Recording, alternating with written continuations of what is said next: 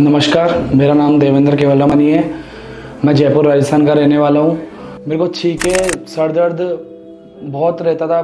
धूल मिट्टी की वजह से छींके कंटिन्यू आती थी, सर दर्द रहता था, साउंड के अंदर बहुत दर्द होता था, सर में बाहर जाता था तो मेरे को मास्क लगा के घूमना पड़ता था। मैंने बहुत डॉक्टरों से इलाज करवाया, बहुत ट्रीटमेंट कराया। फिर मेरे दोस्त ने मुझे शारदा आयुर्वेदिक हॉस्पिटल का सजेशन दिया। फिर मैं वहाँ पर गया, मैंने 15 दिन की दवाई ली वहाँ से। मुझे बहुत बहुत रिलीफ मिला, बहुत फ़र्क पड़ा वहाँ से। फिर मैंने वहाँ से 3 महीने का कोर्स लिया।